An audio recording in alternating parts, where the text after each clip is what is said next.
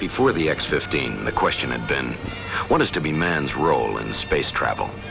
Can he pilot an aircraft out of the Earth's atmosphere, fly it in space, then re-enter the atmosphere and bring it back to a safe landing on Earth?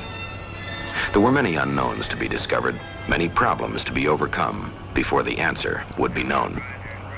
Flaps. And flaps are coming down. Here.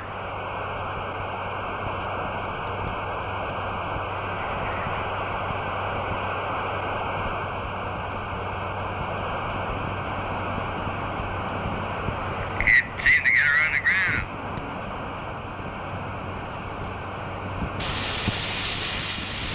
Real nice.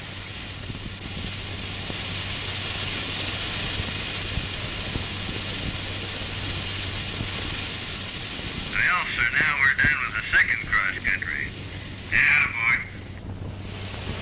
From the beginning, the research aircraft program was a cooperative affair. The National Advisory Committee for Aeronautics, predecessor to NASA, the aircraft industry, the Air Force, the Navy, working together. Their first effort was directed at breaking the sound barrier.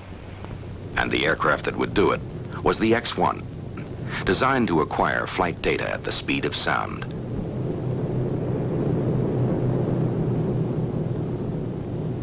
On October 14th, 1947, with Air Force Captain Charles E. Yeager at the controls, the X-1 made the world's first supersonic flight.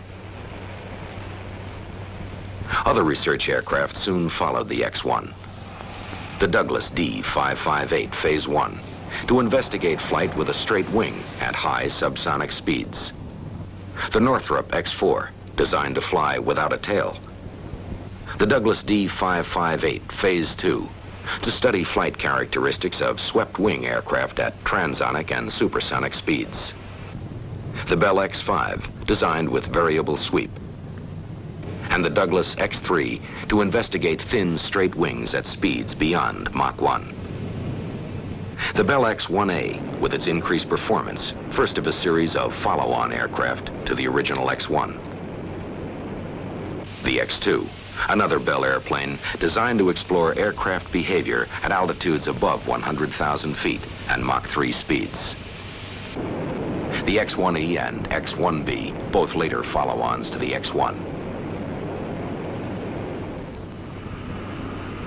Step by step, these different aircraft helped nibble away at the unknown, until by 1956, the frontiers of manned flight had been advanced from speeds of 500 miles an hour to Mach 3, and from altitudes of only 40,000 to more than 100,000 feet. As early as 1952, the X-15 aircraft was being conceived by the people at NACA. At the Langley Center in Virginia, they began investigating the unknowns associated with flight to the thinnest edges of the Earth's atmosphere.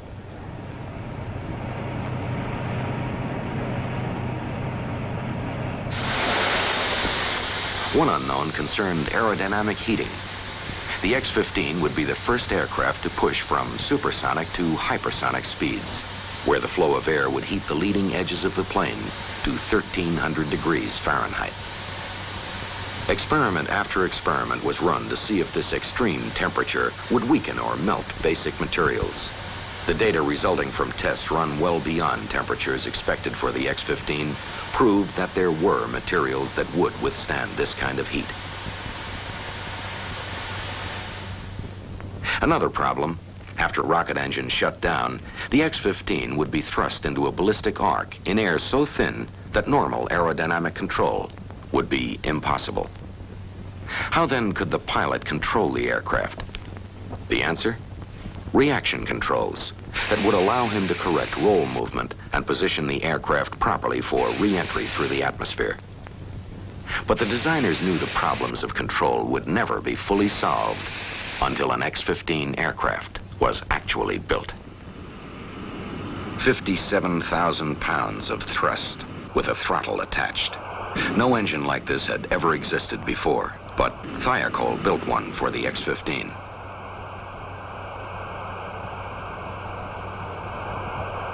Now, what kind of airframe could be designed to carry such an engine? The LR-99 rocket engine was designed and built for the X-15 by the Reaction Motors Division of the Thiokol Chemical Corporation. Edwards Air Force Base in the Mojave Desert in California. This is where the X-15 story comes together. For here is where test flights of all high-speed research aircraft since the X-1 have taken place.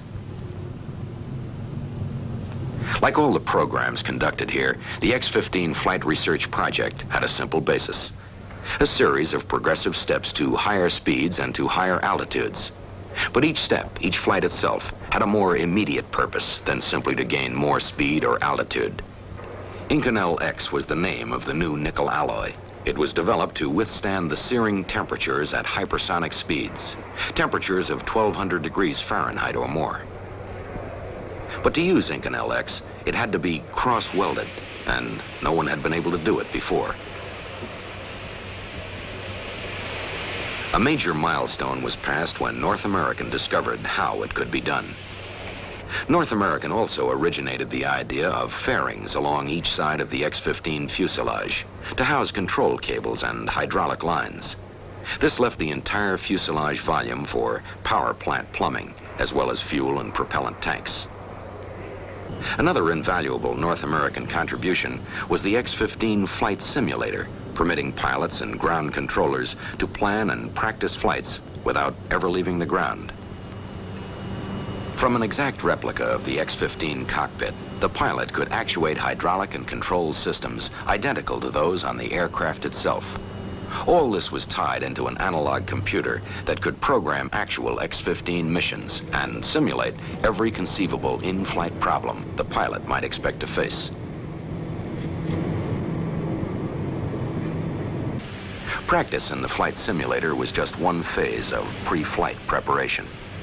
Another took place in the centrifuge at the Navy's Air Development Test Center at Johnsville, Pennsylvania. There, pilots learned how to take the heavy G forces they would meet when they flew the X-15 up into space and back down again. Hours of training here, added to hours in the simulator, extended the pre-flight pilot training period into weeks and even months. Then came the dramatic moment. The X-15 and its B-52 launch aircraft were ready. North American test pilot Scott Crossfield was ready. Step by step, the X-15 research project had moved to this important event. Now, the first of 3 X-15s was about to begin a series of test flights. The schedule called for an orderly progression of tests. In the first flights, the X-15 would remain attached to the B-52. Then a glide flight would be tried. Only then would powered flight be attempted.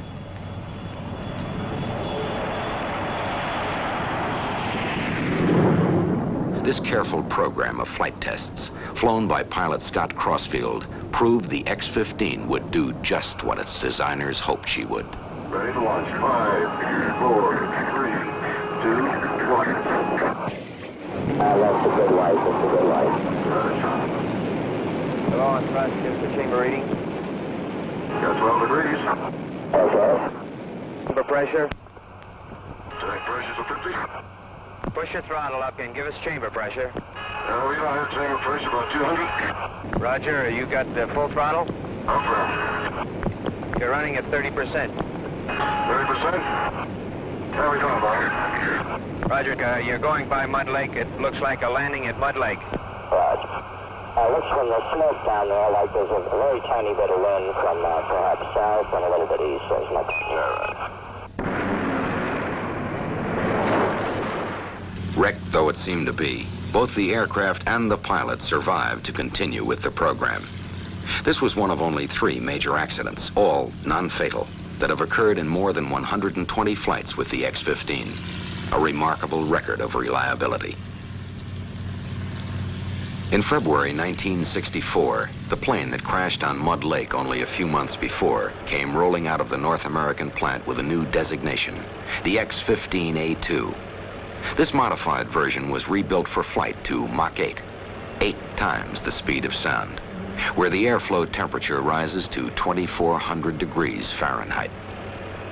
The new X-15 had a new heat-resistant protective coating, a new inertial guidance system, a longer fuselage, external tanks to carry more fuel for longer flights, and lengthened landing gear.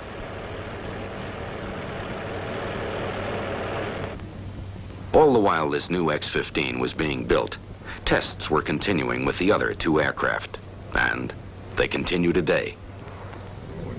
For every flight, the procedure is essentially the same. Every phase carefully planned, every second of actual flight time mapped out in advance. That way, every man involved knows exactly what his job will be from the beginning to the end of the flight.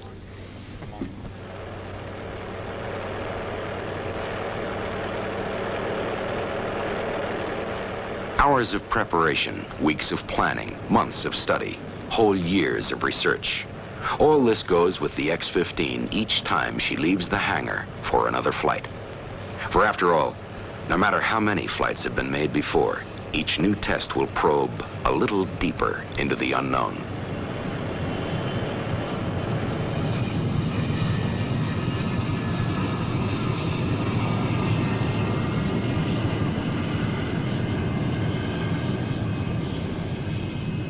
She is a research tool, this sleek black aircraft, carrying a host of instruments, gauges, and recorders to explore the unknown. And every second of her time in flight must be carefully charted. That's why at the Ely High Range Station, at Beatty, at Edwards, sensitive antenna watch and listen to each flight. That's why the pilot's heartbeat never really leaves the ground. And that's why in each control room on the ground, the plotting board is carefully watched for any unplanned deviation, for any unlooked-for change in the pilot's reactions or in the behavior of the aircraft. Position and velocity computers, telemetry receivers and monitors, data receiving and recording equipment, communications receivers and transmitters, they all go into action at the beginning of every flight. In NASA 1, the project men stand by, alert for any possible trouble in the flight, while flight surgeons prepare to watch the pilot's physiological response, his pulse, his body temperature, heart action, respiration rate. All of this will be telemetered to the ground. Then, as always, when time for takeoff draws near, attention focuses on the man chosen to fly the mission. Because of this, the X-15 pilot becomes, in effect, the symbol for the entire research team. The one man who represents all the others who have worked so long and so hard to make the project a success. And it is a proud record of accomplishment they've achieved. They have designed and built an aircraft that could be piloted into space and flown back safely to a controlled landing on Earth. They have accumulated important data on aerodynamic heating at hypersonic speeds. They've learned about stability and control of aircraft during flight in near space and re-entry to the Earth's atmosphere. And perhaps most important of all, they have dramatized the potential of piloted high-performance aircraft in a space environment at a time when much of the world's gaze was turned toward orbital flight.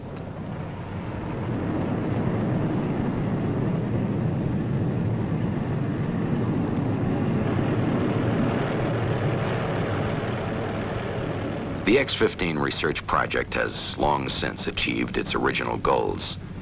The aircraft has been flown successfully more than 120 times, and although setting new records wasn't its purpose, it has set a few along the way. Altitude, 67 miles. Speed, Mach 6, 4,104 miles an hour, the highest and fastest a winged aircraft has ever flown.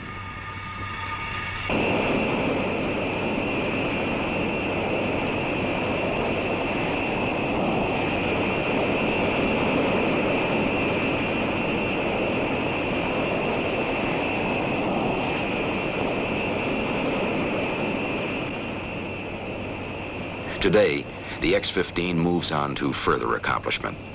But now the Thoroughbred has become a workhorse, carrying a heavy payload of instruments, undertaking studies of the near-space environment possible before only with unmanned satellite and rocket-borne probes.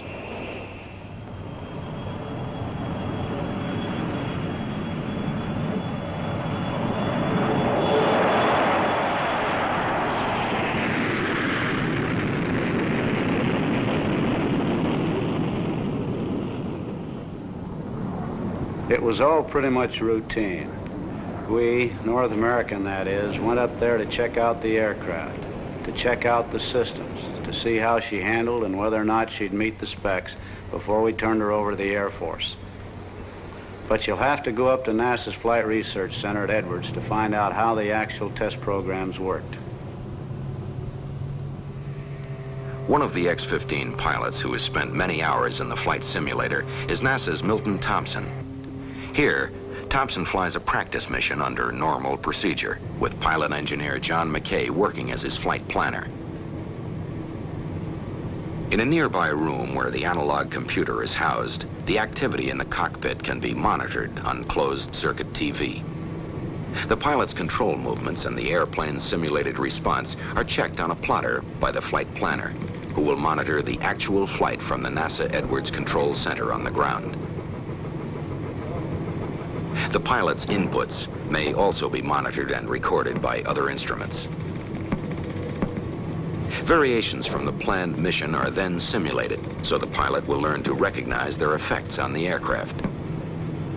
For example, he may get a problem involving changes in stability. These changes are fed by the computer to his cockpit instruments. The pilot reads the changes and makes control inputs to bring the aircraft back to normal. His response is monitored and evaluated.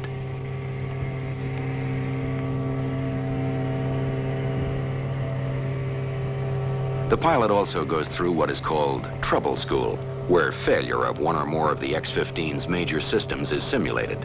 Again, his reaction is monitored.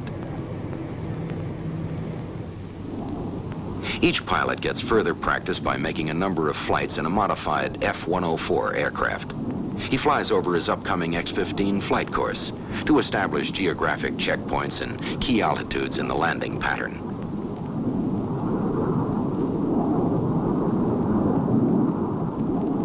All flights are made over the high range, a network of ground tracking stations stretching from Wendover, Utah, 485 miles south to Edwards in California. The range consists of a master station at Edwards and radar stations at Ely, Nevada, and at Beatty. The flight corridor is 50 miles wide, and it contains a number of dry lake beds where emergency landings can be made. Two kinds of powered flights are made over the high range. One, a ballistic type, high-altitude run up to and even above 250,000 feet. And two, a high-speed run made at a lower altitude, usually 60 to 70,000 feet. During his practice flights in the F-104, the pilot must also familiarize himself with the timing and positioning for an X-15 landing at both primary and alternate landing sites. And he makes practice landings, using predetermined settings that can simulate the low-lift drag ratio of the X-15. Nothing is left to chance, in the air or on the ground. Is a tribute to the comprehensive program that has moved step by step to prove that man can pilot an aircraft into space and return. Speed, altitude, sure we kept going higher and faster than we'd ever been before. Only because that's where new information, where the unknown has always been found in flight, above and beyond the limits you've already reached. One of them is aircraft research engineer Hartley Soule, who was originally in charge of designing and building the X-15 aircraft. Of course, I'm retired now, and the X-15, she's not the queen of the hangar anymore, although she's still hard at work. But I remember years ago, you know, it was long before Sputnik that we decided to build the X-15. This airplane, the first hypersonic aircraft, was going to be our first manned space probe. This was a logical step in the research aircraft program that had begun even before the end of World War II. We knew the X-15 would look something like this. We knew that it would be a manned aircraft that would fly more than 4,000 miles an hour and as high as 250,000 feet. We knew that, like the X-1, the X-15 would be air-launched and propelled in its flight by a rocket motor, the most powerful engine ever installed in an airplane. Of course, we didn't know what kind of a rocket motor that would prove to be. There'd never been anything like it. Designed for a manned system, the 50,000 pounds of thrust in its single chamber had to be controllable at the pilot's discretion. He had to be able to throttle this engine in flight. This is Harry Cook, program manager for the X-15 rocket engine. We had had some experience in this field. Reaction motors had built power plants for all of the X-1s and for the D558 Phase 2 aircraft. But those rocket engines we had made for earlier research planes were primitive forerunners of the engine we built for the X-15. The X-15 was designed and built to take the stresses encountered at hypersonic speeds, to go to extreme high altitude and to beat the heat, survive the extreme high temperatures that build up on the wing, fuselage, and tail during the re-entry to the Earth's atmosphere. The engineering research contribution we made at North American Aviation to the X-15 project was to take NASA's proposal to build this aircraft and to find out how they could be met. Harrison Storms. He was in charge of the X-15 program at North American Aviation. For example, they proposed to use a new nickel alloy metal for the protective sheath or skin on all three of the airframes of the X-15. We had to find out how it could be used. Paul Bickle, director of NASA's Flight Research Center. Each flight provided new information or confirmed one tunnel or theoretical data on the characteristics of an airplane performing in a very advanced flight regime. Each flight grew out of one that had already taken place and led to another still to come. But of course, the X-15 flight program really began in the simulator months before the first airplane was delivered to us. Joe Walker, Chief NASA Edwards research pilot, physicist, and pilot of a long list of research aircraft. Practice or planning in this simulator is the beginning of every flight that's ever been made in the X-15. All pilots assigned to the project first become familiar with the handling characteristics and timing of the X-15 on any given mission in the flight simulator. It's been good insurance for all of us. From March 10th, 1959 until late in 1960, when we delivered the third aircraft to the Air Force, I made 14 captive flights, 1 glide flight, and 10 powered flights. There are many people who should share the credit for the continuing success of the X-15 research project. But perhaps they will understand if we seem to focus on those who have actually flown the many research aircraft since the X-1. By saluting these courageous men, we also pay homage to all the others who have helped us move step by step, deeper and deeper, into the unknown outskirts of space.